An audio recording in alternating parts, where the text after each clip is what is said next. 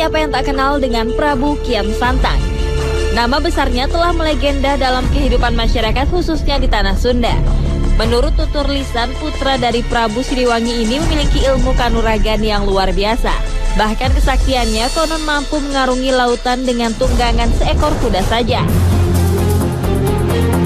Dikisahkan setelah berumur 85 tahun tepat pada 1400 Masehi, Prabu Kian Santang diangkat menjadi Raja Pajajaran. Selang waktu kemudian ia meninggalkan tahta kekuasaannya dan lebih memilih untuk menyebarkan agama Islam di penjuru tanah Pasundan. Dari kecil, Prabu Kian Santang memang tidak terlalu tertarik dengan jabatan. Tak heran apabila di masa sepuhnya ia menyerahkan hidupnya untuk mendekatkan diri kepada Tuhan. Banyak tempat singgah Prabu Kian Santang dalam menyebarkan agama Islam. Di antaranya adalah di kota Dodol, Garut. Banyak bukti sejarah yang masih terjaga keasliannya di kota dengan berjuta pesona alam ini. Konon menurut cerita yang berkembang di masyarakat, kota Garut menjadi saksi sejarah usaha Prabu Kian Santang dalam mengajak Prabu Siliwangi ayahnya untuk memeluk ajaran Islam.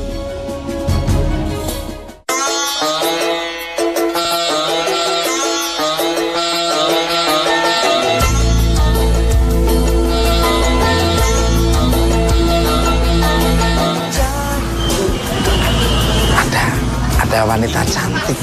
Hati berbisik untuk melepas keresahan dirimu. Oh cantik. Samperin aja ya. Kayaknya udah pernah kenal sama dia ini. Siapa tahu dia mau diajak keliling-keliling mengeksplor kota Garut yang sangat indah dan menarik ini. Hati merindu.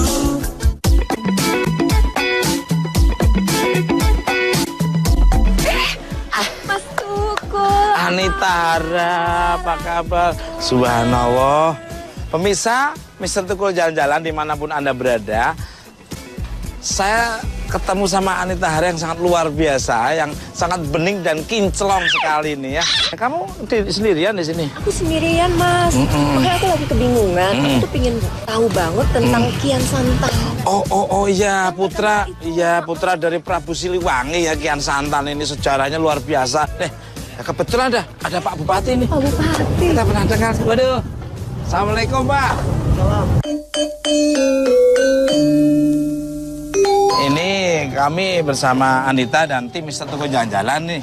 Mau mengeksplor Garut dan sekitarnya ini. Ini petilasan Kian Santang tuh mana ini?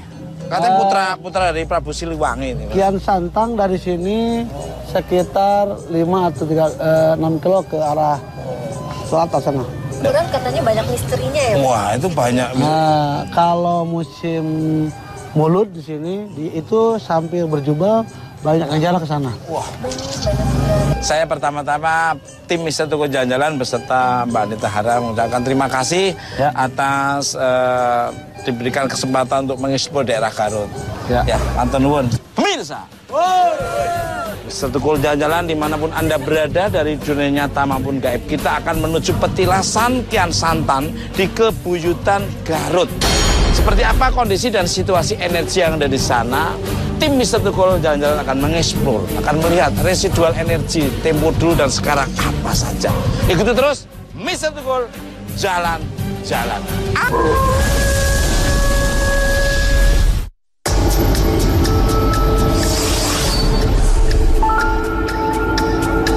Salah satu bukti sejarah Prabu Kian Santang dalam menyebarkan agama Islam adalah petilasan di Kabuyutan Ciburui, Garut. Konon disinilah tempat leluhur Sunda berkumpul untuk membahas hal-hal yang berkembang di masyarakat pada waktu itu. Hal ini diperkuat dengan adanya beberapa pusaka peninggalan Prabu Siliwangi seperti kujang, keris, trisula, dan naskah Sunda kuno yang disimpan di dalam sebuah kotak kayu. Sifat benda-benda itu sangat dikeramatkan. Tidak sembarang orang diperbolehkan melihat isi kotak itu di hari-hari biasa. Selain itu di area ini kita dapat melihat sebuah pasujutan atau tempat sholat dari Prabu Kian Santang.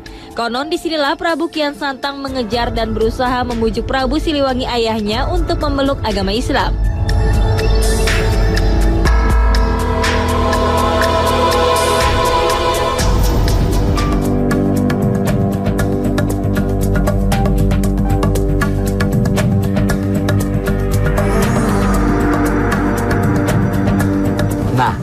pemirsa Mr. Tukul jalan-jalan dimanapun Anda berada, dari dunia nyata maupun dunia gaib. Saya masih bersama Anita Hara. Anita Hara yang sangat luar biasa. Ya, kita sampai di Kebuyutan Ciburui, Garut. Ada petilasan Prabu Kian Santang. Dan konon katanya di sini ini Mas, tempatnya Kian Santang itu mengejar Prabu Siliwangi ayahnya. Karena dia ingin sekali bisa mengislamkan Prabu Siliwangi. Dan aku yakin tempatnya juga tidak sembarangan. Seperti apa? Ikuti terus. Mr. Tukul jalan-jalan.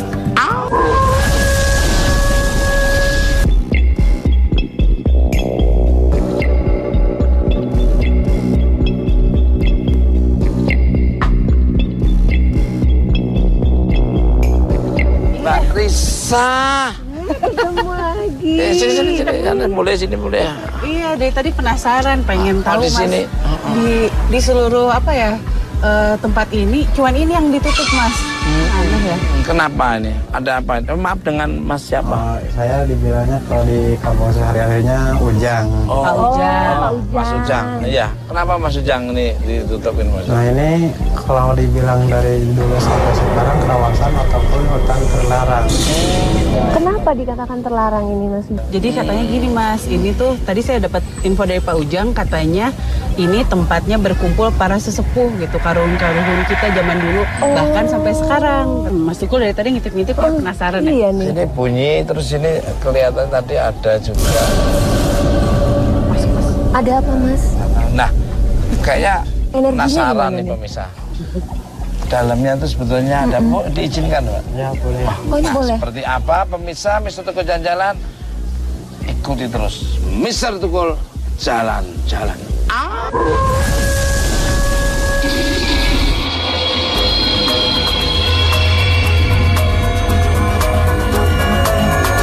Nah, ini sebetulnya ruang apa nih Pak Mas Ujang nih? Ini namanya untuk alat catrik. Alat catrik itu apa? Kalau bahasa sekarang itu santri. Oh iya. Tempat santri berkumpul. Iya, ini walaupun kelihatannya tanah Mas, tapi ini benar-benar saya tadi ngelihatnya kayak dalam suatu masjid kan suka ada karpet Iya, yang iya. gini. Itu kayak gitu. Jadi teduh gitu ya suasananya. Ini Prabu Kian Santang ini sampai sini ya? Ya sampai sini sampai memasuki ruangan ataupun tempat barang pusaka yang dinamakan zaman sekarang tadi itu tempat pusaka perpustakaan. Ada tempat pusakanya. Mengejar ayahnya tuh sampai Mengejar sini. ayahnya sampai ke sini. Ayo langsung aja yuk ikutan. Kita lihat yuk. Enggak mau.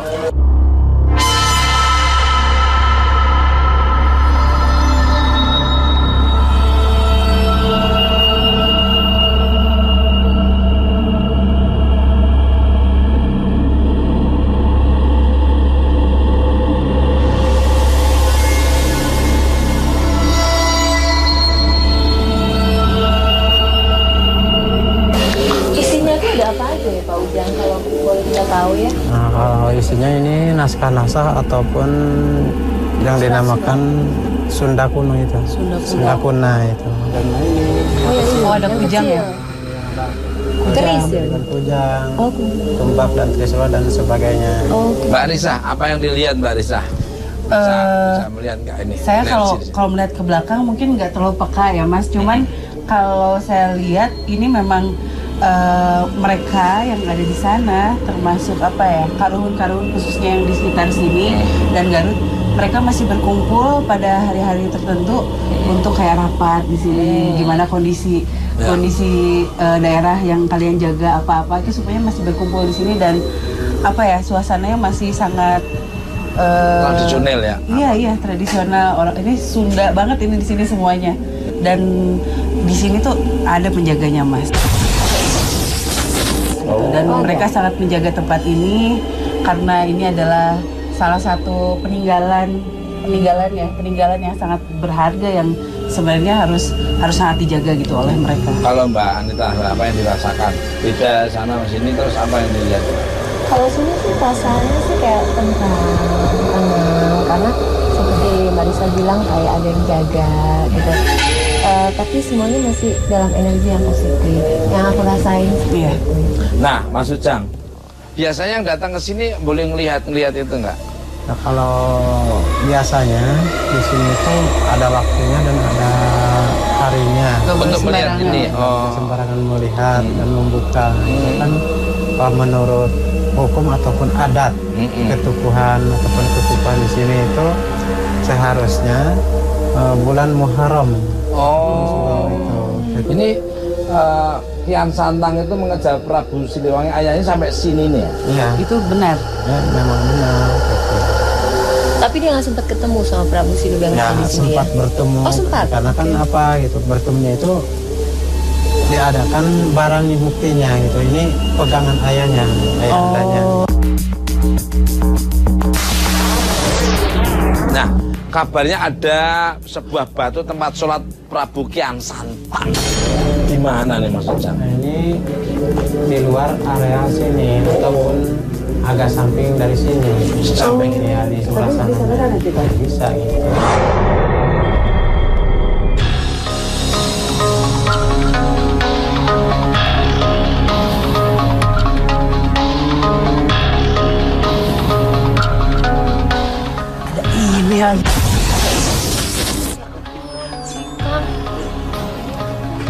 Kaget saya. Pemirsa Mr. Tukul Jalan-Jalan dimanapun Anda berada, dari dunia nyata maupun gaib. Kita bersama Mas Ujang, bersama Mbak Risa dan Anita Ahara, pengen melihat tempat batu yang untuk sholat. Ternyata di sini ada sosok.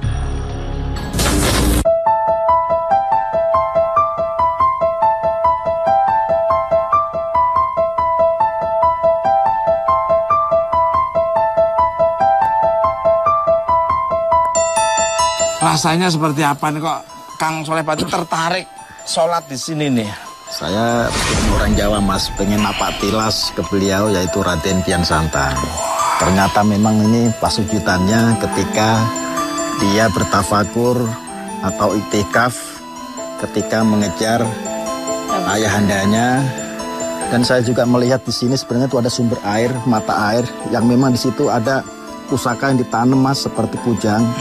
Dan juga saya melihat ada tetesan air mata ketika beliau bertafakur, bermunajat kepada Allah untuk menyatukan dari rakyat Sunda sendiri untuk menjadikan islamisasi atau mengislamkan rakyat Sunda. Betul, Mas Ujang. Betul. Seperti itu ya Mas. Ya. Boleh saya mencoba? Ya, silakan.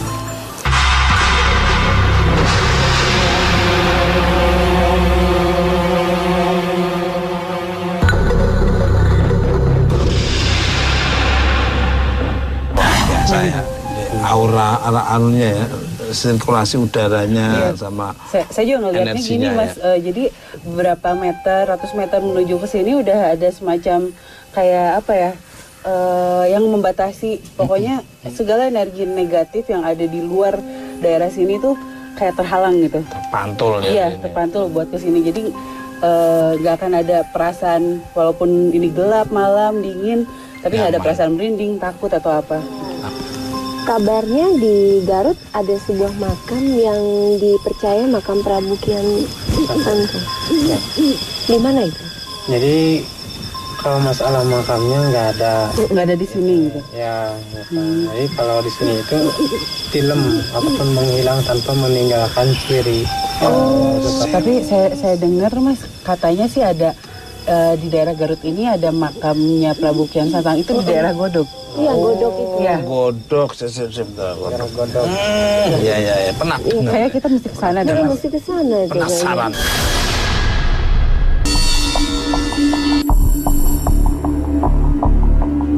Setelah meninggalkan kerajaan Pajajaran, Prabu Kian Santang memilih uzlah atau menjauh dari keramaian dengan meninggalkan gemerlap kehidupan istana.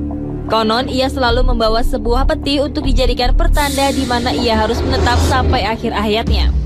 Apabila peti itu bergerak saat diletakkan di tanah, berarti tempat itu cocok untuk dihuni. Namun sebaliknya, apabila peti itu diam saat diletakkan, itu tandanya Prabu Kian Santang harus mencari tempat singgah yang lain. Dikisahkan setelah ia sampai di sebuah puncak gunung di daerah Garut, Prabu Kian Santang melihat petinya bergoyang. Oleh sebab itu, gunung tersebut diberi nama Godok atau bergoyang. Pada tahun 1419 Prabu Kian Santang wafat. Masyarakat percaya makam Prabu Kian Santang adalah di Godong ini. Kini banyak aura mistis terjadi di tempat yang dipenuhi pohon-pohon tua ini. Konon area makam ini masih dijaga 8 penjaga gaib yang pernah menjadi sahabat Prabu Kian Santang dalam menyebarkan agama Islam di tanah Pasundan. Nah, pemirsa Mr. Tukul jalan-jalan dimanapun Anda berada, dari dunia nyata maupun dunia gaib. Kita tadi sudah mengunjungi petilasan Kian Santang. Ya. Kini kita berada di tempat yang konon dipercaya sebagai makam Prabu Kian Santang, ya, di daerah Godok, Garut nih. Mbak, apa yang dilihat Kang Repati ini? Tadi juga melihat di sebelah kanan saya dari sini, Mas. Betul. Itu ada aungan Ya. seperti harimau. Oh. Dengar nggak tadi? Dengar ya? Iya. Kayak Gitu tapi pelan ya. Pelan. Kalau dari Bisa. oh iya, bisa. Apaan? Di sini kondisinya sangat positif, Mas. Terus seperti yang kita tahu, kalau udah berhubungan dengan kerajaan Pajajaran, terus kan Prabu Kian Santang sangat erat dengan kerajaan Pajajaran, itu biasanya simbolnya tuh harimau gitu. Dan dari tadi semenjak jalan ke sini itu udah kelihatan besar sekali. Ada yang penjaga di sini.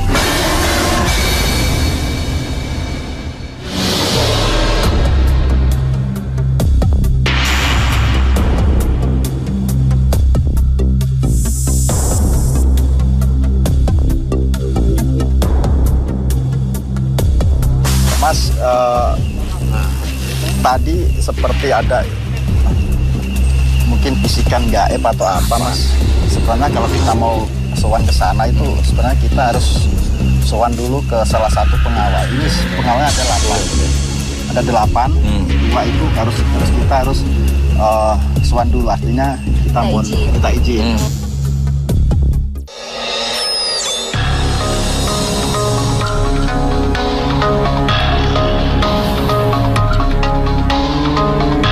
Yang saya bilang tadi, beliau Raden Kian Santang itu diyakini mempunyai pengawal 8. Dan 2 ada di sini, di belakang kita pemirsa.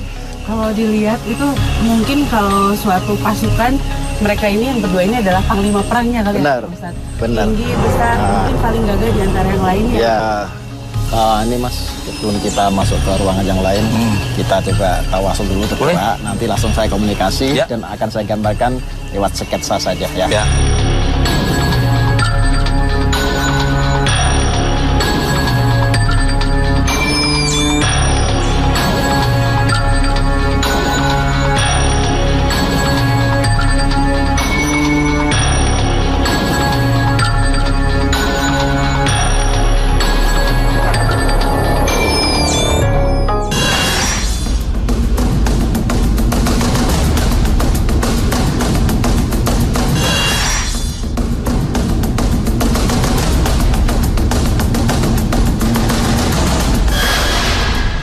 Nah, ini Kang Sulapati apa? Ini ternyata Mas, saya lihat ini harimau 2 warna hitam semua.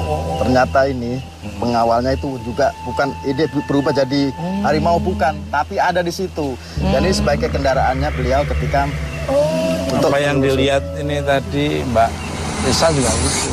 Nggak tahu, wallahu alam pengaungan itu yang tari di sana itu ini ya? apa? Ini saya masih belum yakin apa ini apa memang dari yang Di atas sana di ya? atas sana.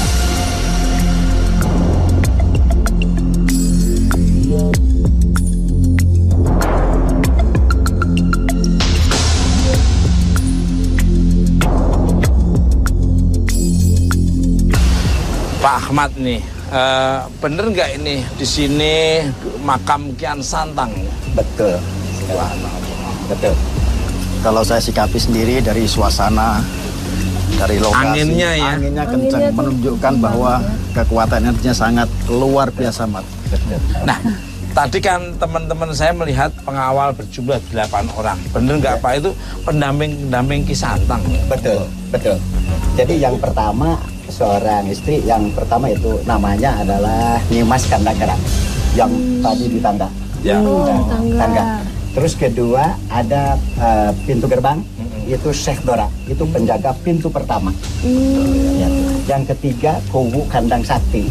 Itu di mana itu? Nah, yang tadi di gambar itu ya, sketsa tadi. Betul. Terus keempat Pagerjaya. Nah, kita penasaran nih bersama teman-teman mau menuju ke dalam nih. Diizinkan ya? Iya.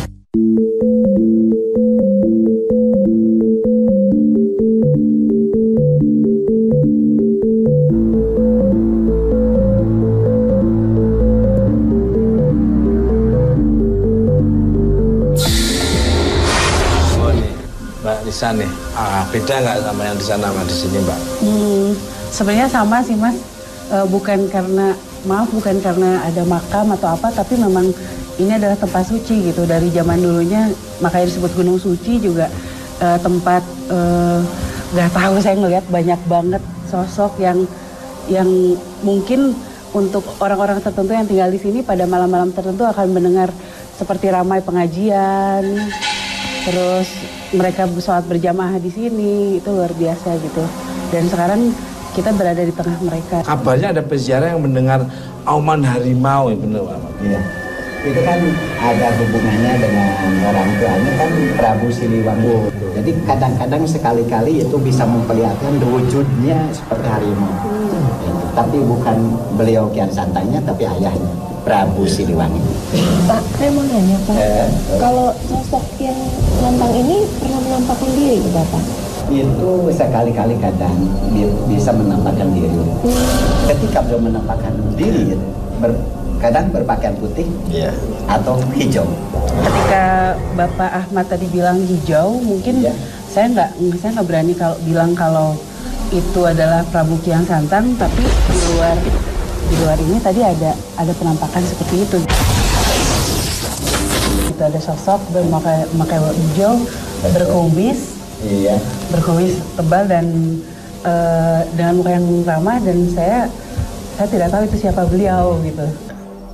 Mungkin saya tambahin Mbak Risa, benar. Sosoknya agak tinggi, ya.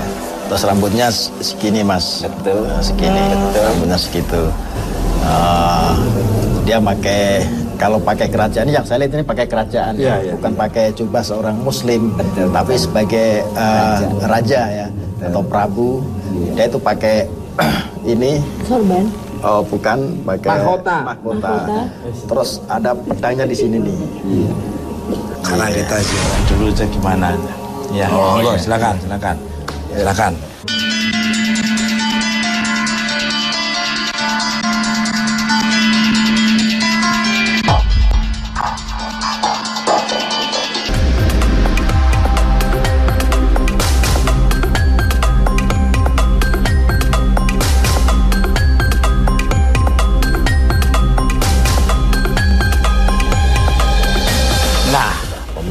Misa Teguh Jalan-Jalan dimanapun Anda berada dari dunia nyata maupun gaib.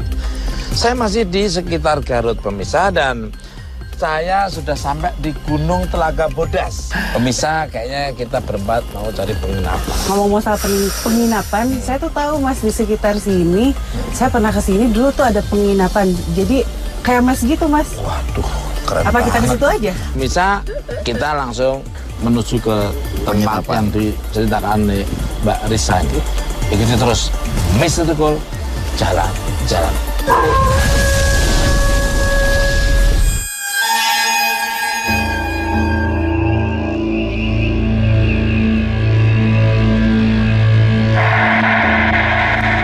Mbak Risa, ini benar nih tempatnya? Harusnya sih di sini Mas, tapi mana ya? Kok gelap banget sih? Jauh banget ya Kang Surapati ya? Iya. Jauh, makanya bener enggak ini sih tuh. Cantik-cantik Dasar kok kali berani ya kayaknya ya. Mas dulu.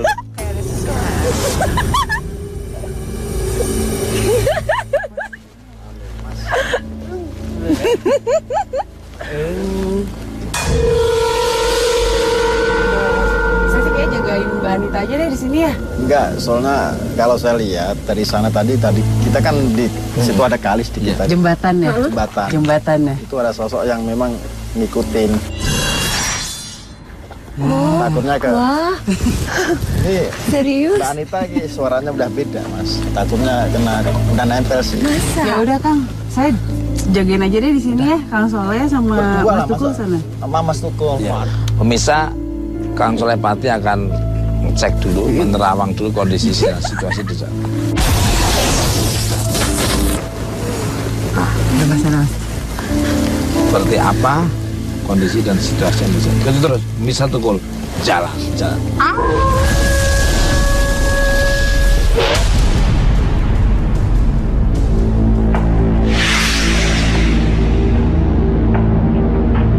Sepi, angker, dan tak bertuan.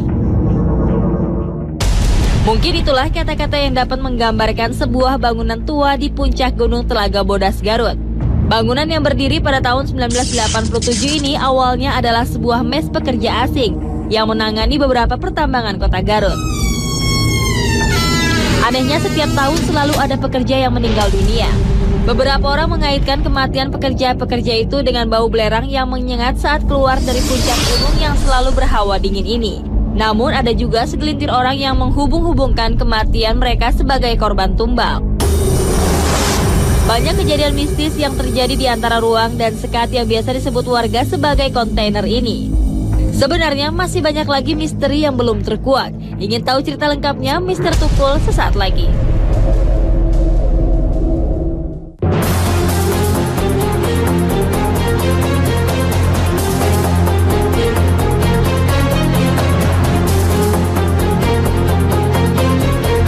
Assalamualaikum. Wah.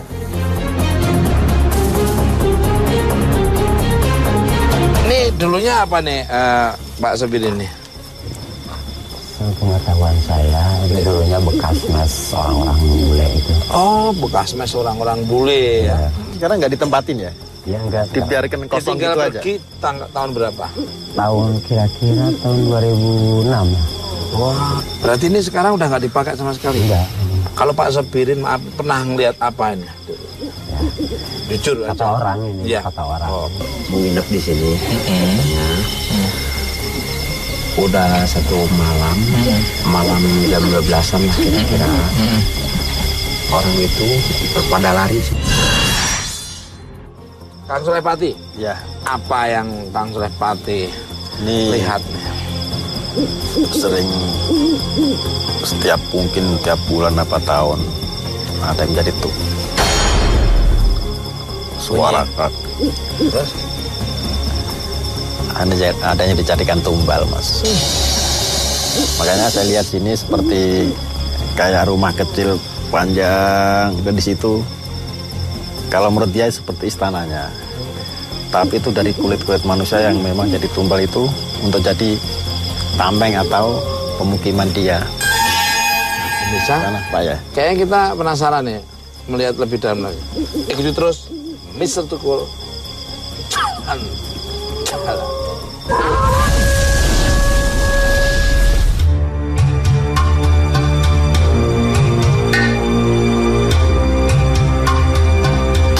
Pemirsa, Mr. Tukul jalan-jalan dimanapun Anda berada dari dunia nyata maupun gaib. Sekarang saya bersama Pak Sopirin dan Kang Soleh Pati udah masuk.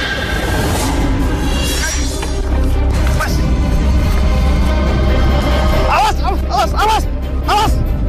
Tiba-tiba Kang Soleh mendapatkan serangan dari sosok astral yang merasa terusik dengan kedatangan tim.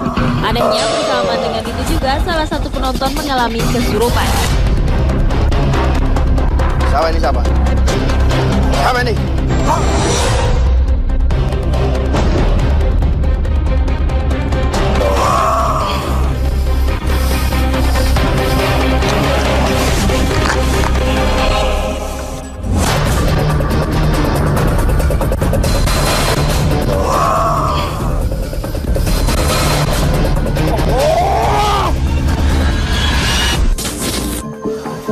Awas yang sana. Awas. Apa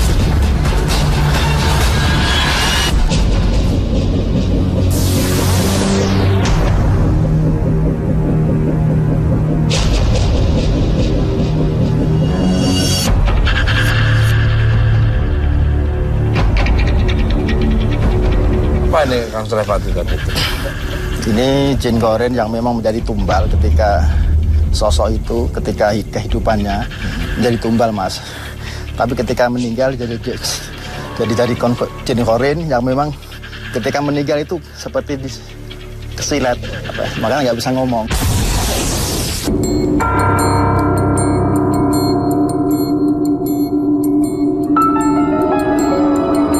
Nah, pemirsa Mister Toko Jalan-Jalan, dimanapun Anda berada. Sekarang saya sudah mau ke sini. Kayaknya Kang Sulepati sudah nggak sabar ingin ke sana. Iya, Mas. Itu ada perempuan asal. Perempuan.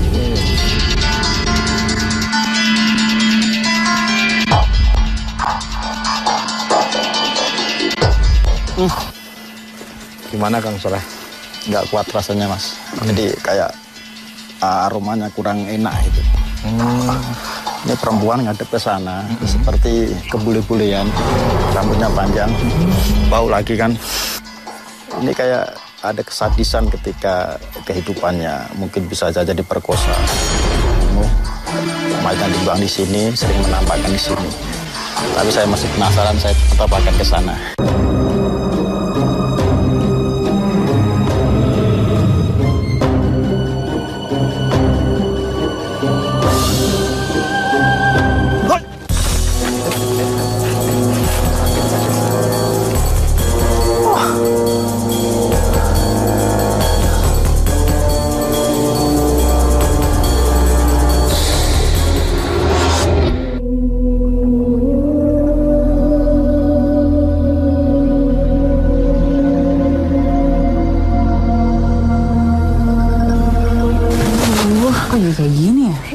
Masa sih kamu mau cari Mas kita tinggal di sini sih?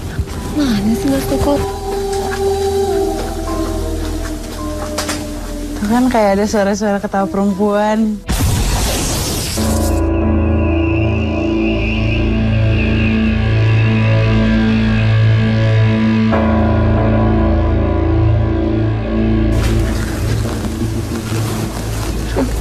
Kenapa? Coba sih. Tapi ini tuh dulunya, Mas. Aduh. Mana sih Mas Tuko? Awas deh, jangan lepasin peganganku. Aduh. Tadi ketika saya cawil gini kan, dia gini nyembur. Akhirnya saya nggak kuat dan saya terpelanting. Iya. Dia nggak mau dikorek. Saya kan ada komunikasi. Saya korek, dia nggak mau. Nengok ke sini, wajahnya hancur. Pas. Ya, saya tetap penasaran sana. Ada dendam kesumat yang membara di sana. Saya harus ke sana.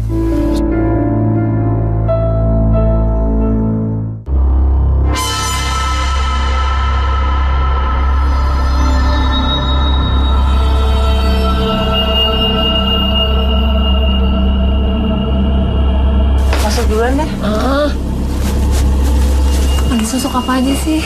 Banyaknya sih perempuan yang semakin kita masuk ke dalam, itu semakin berkumpul di sekitar kita. Dan ada dekat aku nih sekarang? Ada. Serius? Sebelah kiri, sebelah kanan, apa belakang?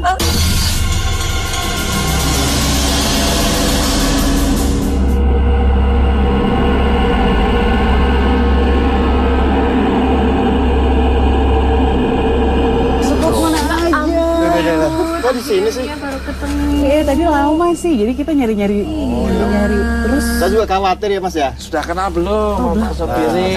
Bisa. Anita. Jadi tadi Mas selama saya lewat ya sama Mbak Anita tadi juga kedengarannya tuh dari ruangan-ruangan kayak iya. Enggak beneran guys. Bener, Mas. Kayak suara-suara cewek ketawa-ketawa terus dari dalam ruangan-ruangan itu dan Terus saya pikir saya memang udah ada tamu duluan gitu di dalam.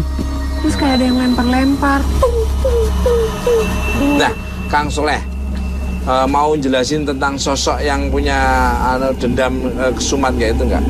Iya, cuman saya belum ketemu, Mas. Dari tadi yang ketemu cuman istana kecil yang kayak menara. Di situ ada perempuan Belanda yang nangis, akhirnya wajahnya berubah jadi pucat pasi dan berantakan. Nah, gimana nih Kang Soleh nih? Mau telusuri sana? Iya. Masalah? Oke, ya.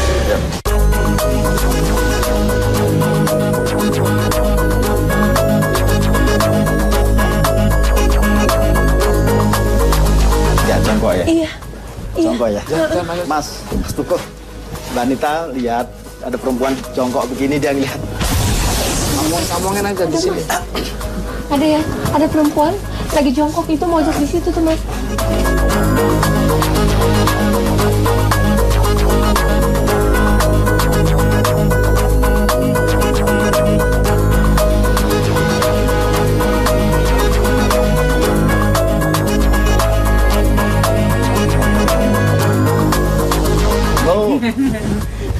Aduh. Kenapa Mas? Di sini pada nyumput di sini.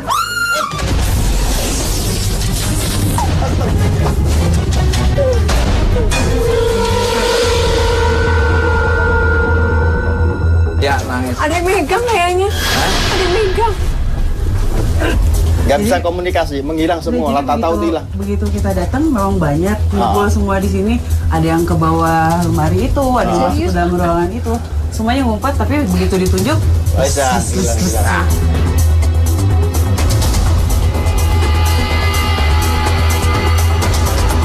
Nah, pemirsa Mister Tuku Jalan-Jalan dimanapun Anda berada, kita sekarang udah sampai ke belakang ya di tempat ini apa namanya toilet ya. Dapur dan dapur. Nah, dan dapur. Nih. Kang Soleh. Ya. Ini penasaran nih sosok yang punya itu tadi apa rasa penasaran bikin dendam itu. Astagfirullah. Ini residual aja yang saya tangkap, Mas.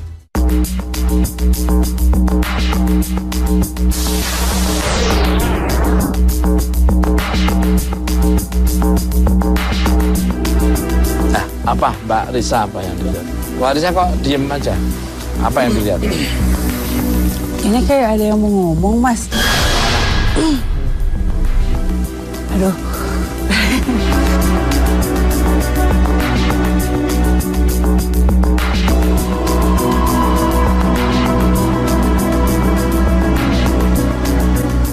Ini perempuan. Terus dia bilang, dulu saya berpacaran dengan salah seorang laki-laki berambut pirang. Dia bilang, laki-laki itu bilang kalau dia akan menikahi saya. Terus? Tapi ternyata pergi. Oh, gitu. Terus? Nggak jauh dari sini saya bilang. Diapain tinggalnya? Kok bisa sampai ada? Enggak, sampai dia nggak bisa mengeluarkan. Enggak, dia dicekik, Mas. Iya. Itu ada laki-laki itu kecekik. Itu dia punya pacar, orang Sunda sini, yang perempuannya dibunuh sama orang Belanda. Dan dendam, ketika dia mau membunuh orang Belanda itu, tapi dia sama peso di gini-gini, ditubres sama peso itu, dicacah sama peso, akhirnya meninggal. Betul, Mbak Risa. Risa tetap tak bisa melanjutkan kata-katanya. Sementara itu Kang Soleh berusaha melepas ikatan gaib yang menempel kuat pada Risa Saraswati. Tapi saya lihat itu dia ngegantung di sana. Oh, gantung. Mungkin apa banyak cerita di tempat ini, yang banyak tersakiti itu wanita gitu di sini. Iya. Dan kalau bisa dibilang ya mereka semua mati penasaran aja gitu, Mas.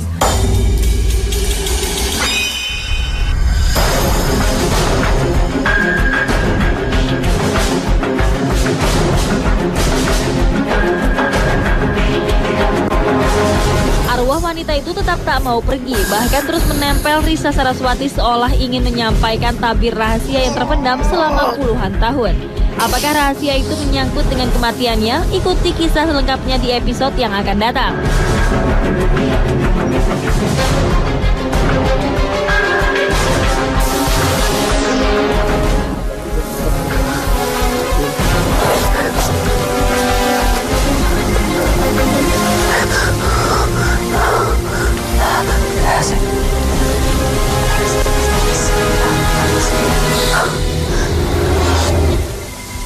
Saya hanya ingin tali ini lepas dan hanya ini yang memberatkan saya.